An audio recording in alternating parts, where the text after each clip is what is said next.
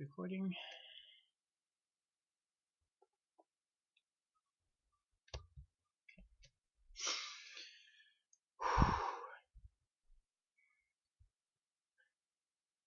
Hello, my name is Benjamin Felt. I'm a University of Florida student, and this video has been created for completion of Dr. Wu's wireless communications class as the YouTube video for the final project.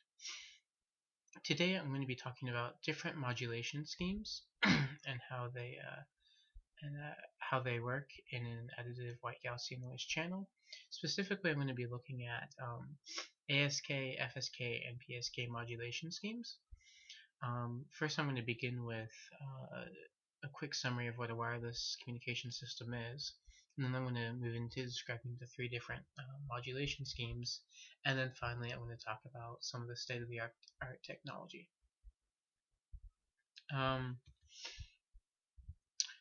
So the first question before we get into this is, why should we study modulation schemes? And more specifically, why should we study ASK, FSK, and PSK modulations, even though that these are kind of the basic modulation schemes and they're not used as much today? Why should we study them? Well, the first thing is that before studying something complex, we need to understand the basics. Before we delve into something that has a lot of parts to it and is very complicated, we need to understand the backbone of it.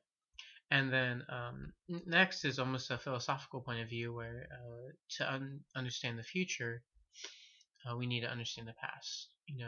We need to understand the past before we approach the future. So before we study state-of-the-art technologies, we need to understand how the old technologies worked. So that's why we're looking at these modulation schemes. Now, before I go into them, I want to describe briefly what a wireless communication system is. And it has a couple parts to it. First is a data collector of some sort, or a database. The second part would be a modulator. Then the third part would be a transmitter. The fourth would be a channel. The fifth is the receiver. The sixth is the demodulator. And then 7 is an optional one, whereas an accuracy check. So the first part to a wireless communication system is either a database or a data collector. What this is essentially whatever data we're trying to transmit through a wireless channel. This can be text, movie, music, whatever we want. And typically what happens is this data is transformed into a set of binary data, zeros and ones. That way it can be read and interpreted by a computer. From there, this data is modulated, and what that means, simply put, is that when data is modulated, we take a signal and then we encode data into different properties of that signal, and that's what ASK, FSK, and PSK do. They encode the binary data into either the amplitude, frequency, or phase of the signal. From there, the modulated data is transmitted or broadcast into the channel. Now, there's all sorts of different channels that that one could run into, but for uniformity and simplicity, for my experiments I'm going to describe, I just used an additive white Gaussian noise channel. In this type of channel, no frequencies are attenuated. It has a fairly flat impulse response. It just has additive noise that stems from a Gaussian distribution. After modulated signal passes through the channel, it is received as a receiver and then demodulated. When demodulation is almost an inverse algorithm of whatever the modulator is. So it does the opposite of whatever happened to it. And then from there, and this is more for experiments where we know the input and output data, we can run an accuracy check to see how well does our system work. And so that's just the basic outline of a wireless communication system. And so the first type of modulation that I want to talk about is called amplitude shift keying. Now, as I hinted about earlier, amplitude shift keying encodes binary data into the amplitude of a signal. Now I have two examples here. and they are unipolar or polar on-off keying modulation. Now, what this means is that the binary data is encoded into the amplitude. So a high signal on the left, that's a +1 volts, or a low corresponds to a binary 1, but a low signal, which in this case is 0 volts, corresponds to a binary 0. And from there, this data is then transmitted into the channel. Now, on the right, the red is the original data, and then the blue is the modulated data. And as you can see, it has a high of 0.5 volts and a low of negative 0.5 volts. So they're almost the same, except there's a DC voltage added. The reason that this is done on the right is because say that your system is either transmitting 0.5 volts or negative 0.5 volts. If you ever receive, say, 0 volts, that can tell you that the system is malfunctioning, that nothing is being sent, almost as if you introduce a third logic state. So that's why some people use polar modulation. So that was encoding information into the amplitude of the signal. But now I'm going to talk about how you can code it into the frequency of the signal. Now, on the two graphs on the right and left, the red curve is again the original binary data, and you can see how it's separated by the dashed lines. But for the one on the left, instead of sending a square wave whenever we have a signal, we're sending a sine wave. And whenever there's a binary 0, we send nothing.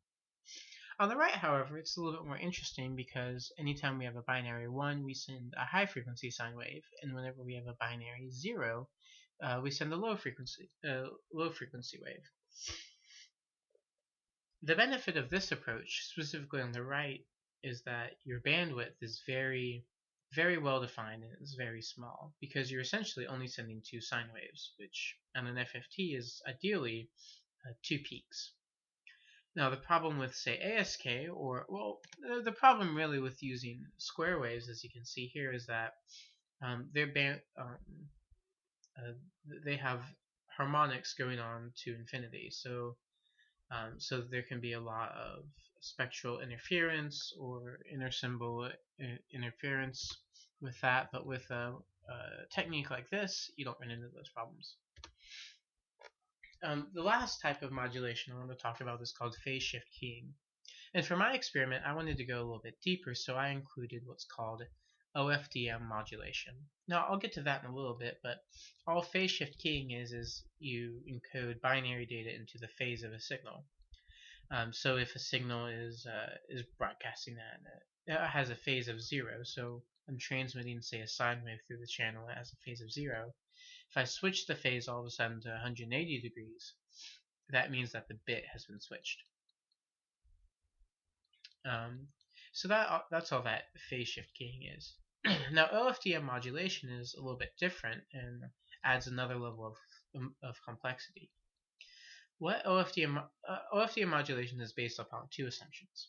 The first is that all frequencies are going to be orthogonal to one another, which essentially means that there's not going to be any correlation between the two, and they're essentially independent of one another.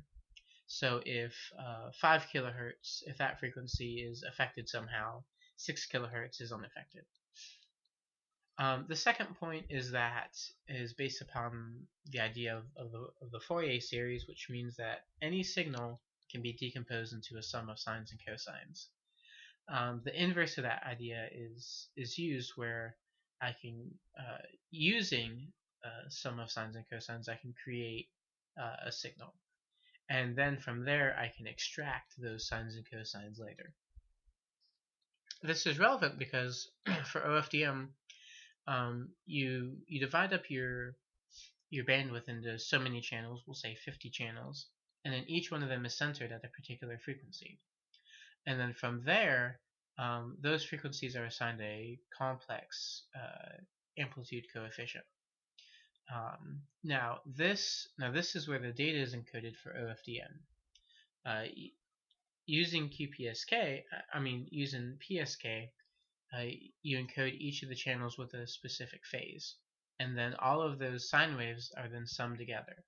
So when you send an OFDM package, you're sending the sum of, in this case, 50 different sine waves of different amplitudes and frequencies depending on how it's encoded. Now what happens is at the receiver end, this is sent through an FFT, and then since you know where you're looking for the channels, you can extract the encoded data. Now this is really relevant because the amount of data that can be transmitted is, a lot higher than before. For my experiments with my QPSK OFDM modulation, I was transmitting at 100 times the data rate as the simple ASK or FSK modulations. And so that's a very interesting and important thing to consider. So now that I've gone through all these different modulation schemes, we want to know, well, how accurate are they?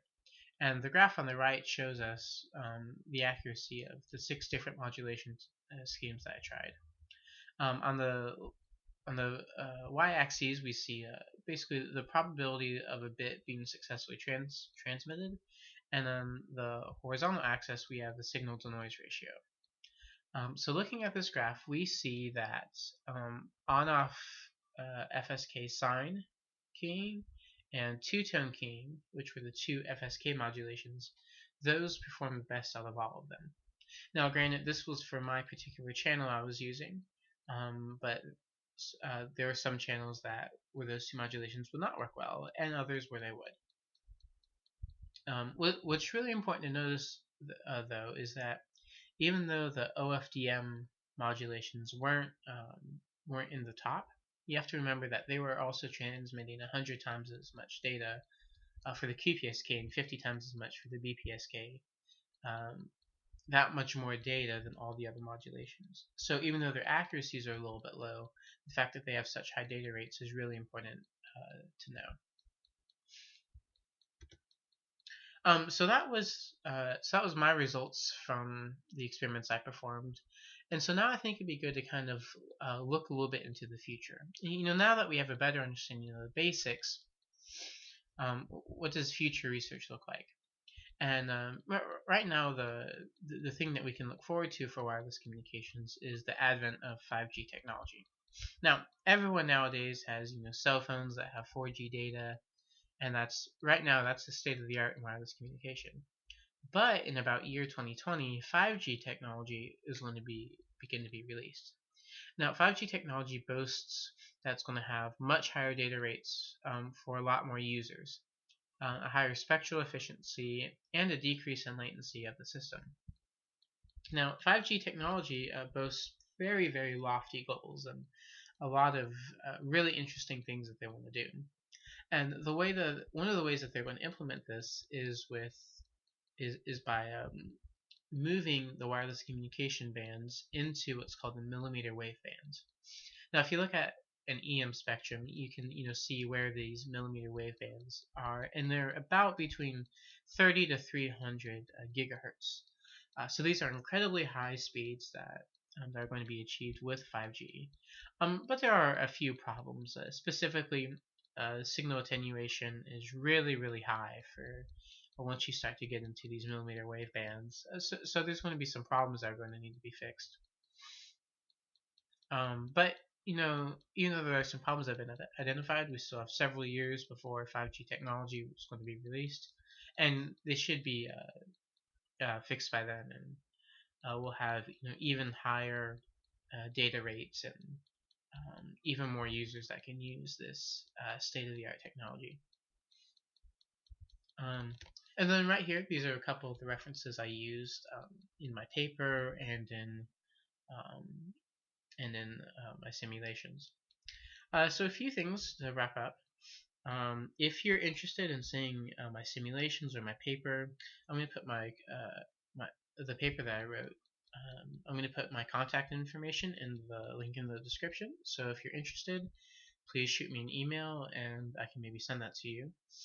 I do have a MATLAB simulation that does simulate all the different modulation schemes I mentioned. However, there's not really much to see because you run the code and then you wait for several minutes and then it gives you an accuracy plot. There's nothing really interesting and not a lot that would be added by demonstrating it. However, if you are interested in it, I can send it to you via email. Well, I hope that you enjoyed this presentation, and I hope that you've learned a little bit more about wireless communications. Thank you.